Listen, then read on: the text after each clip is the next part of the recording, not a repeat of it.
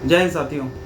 रोज की तरह IT cell ने आज फिर से एक नया शिकार पकड़ लिया है और इस बार जिसको आईटी सेल ने अपना शिकार बनाया है वो कोई छोटा मोटा आदमी नहीं है, वो एक देश के एक नामचीन टीचर हैं। जी हाँ, मैं बात कर रहा हूँ अवध ओझा सर की, जो आईएएस की तैयारी करने वाले बच्चों को हिस्ट्री ऑप्शनल पढ़ाते हैं। तो आइए समझते हैं कि क्या ये सारा माजरा है और क्या खुरापात करी है आईटी सेल ने। देखिए, हुआ क्या है कि अवध ओझा सर अपनी बेबाकी के लिए जाने जाते हैं। उनके गाहे बगाहे आए दिन कोई ना कोई ऐसे बयान हमें देखने को मिलते हैं, सुनने को मिलते हैं, जिससे हमें पता चलता है कि अवध ओझा सर किस प्रकार का व्यक्तित्व रखते हैं।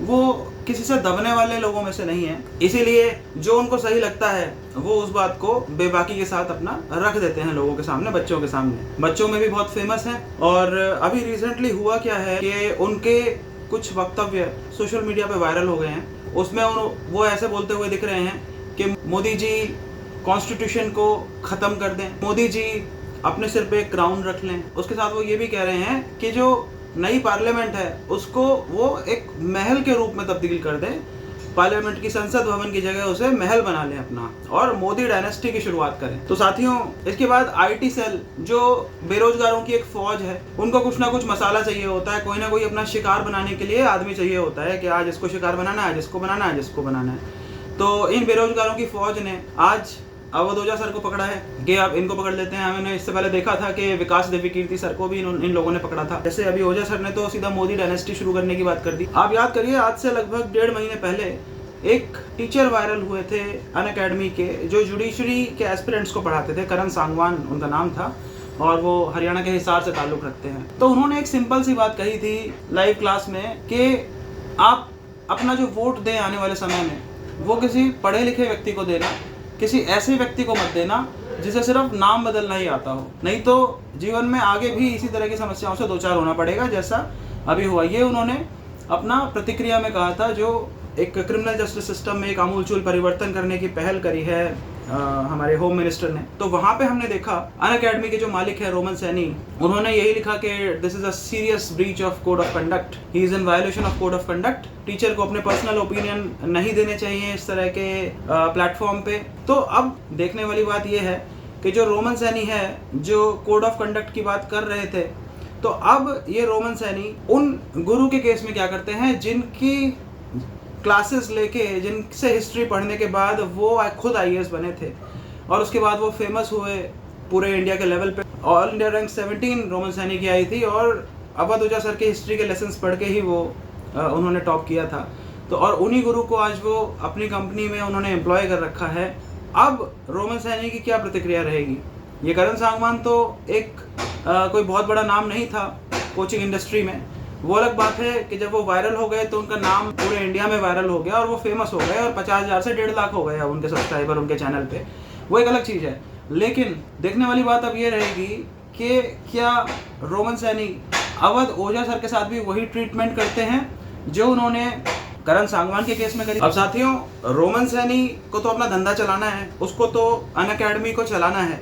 तो हो सकता है कि जैसे करण सांगवान के साथ जो बर्ताव रखा था रोमन सैनी ने, उसी तरह का कुछ वो कोशिश करे अवध ओझा सर के साथ भी करने की। लेकिन ये अवध ओझा सर हैं, कोई छोटा मोटा आदमी नहीं है। रोमन सैनी को ध्यान रखना चाहिए, ये वही अवध ओझा सर हैं जिन्होंने आईएएस के नंबर 1 इंस्टीट्यूट को लात मारी थी। और लात मार के जब आए थे तो अपने साथ साथ वहाँ के जितने भी नामचीन टीचर्स थे सबको साथ लेके आ गए थे। तो कहीं ऐसा ना हो ज़्यादा अपनी छवि को एक निष्पक्ष दिखाने की फिराक में आके रोमन सैनी कहीं उड़ता हुआ तीर ले लें और इस तरह का कुछ कर दें कि वो बात उसके खुद के लिए घातक साबित हो। तो रोमन सैनी अब यहाँ पे क्या करेगा ये देखने वाली बात है। लेकिन इसके बाद एक बहुत महत्वपूर्ण सवाल यहाँ पे हमारे दिमाग में कौंधना चाहिए, मेरे दिमाग में तो कौंध रहा है।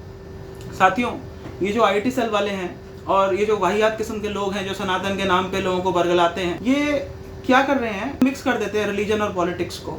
तो यही सारे लोग हैं, ये क्या करेंगे कि यूपीएससी के जो टीचर्स हैं, जो एक आज़ाद सोच रखते हैं और बच्चों को भी प्रेरित करते हैं कि वो अंधभक्त ना बने, किसी का अंधानुसरण ना करें, बल्कि अपनी खुद की समझ के अनुसार जो उन्हें सही लगे और न्याय संगत लगे, राष्ट्र हित में लगे, उनका निर्णय उसी दिशा में जाना चाहिए। यही एक अच्छा टीचर अपने स्टूडेंट्स को हमेशा सिखाएगा। अब यहाँ पे आईटी सेल वाले अवध ओझा सर के लिए कह रहे हैं कि क्या ये बच्चों को पढ़ा रहे हैं या उनका ब्रेन वॉश कर रहे हैं।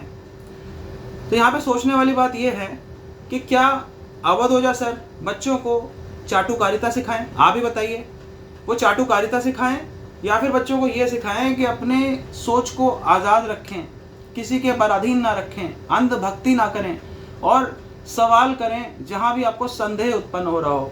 सवाल करें, समस्या की जड़ में जाएं, समाधान ढूंढने की कोशिश करें और उस समस्या को सुलझाएं। क्या टीचर ये सिखाए या फिर चाटुकारिता और अंधभक्ति का पाठ सिखाए, जैसे कि आज के समय में हमें गोदी मीडिया और ये आईटी सेल वाले करते हुए दिख रहे हैं। आईटी सेल वालों, याद रखो, ये आईएएस की तैयारी करने वाले बच्चे हैं। ये तुम्हारी तरह बेरोजगार नहीं है।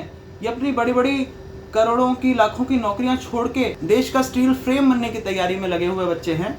ये तुम्हारी बातों में नहीं आएंगे। तुम्हारी जो बेरोजगारी है उसको दूर करने के लिए जो रोजगार तुम्हारा चलता है वो इन चीज़ों से चलता है।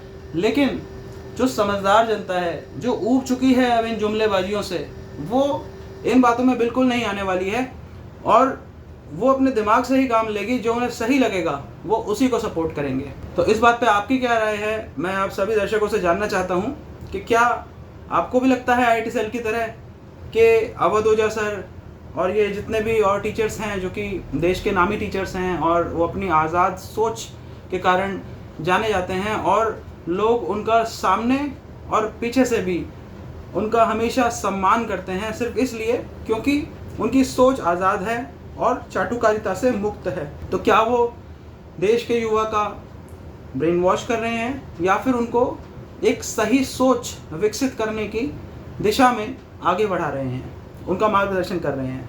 अपनी राय अवश्य साझा करें। जय हिंद।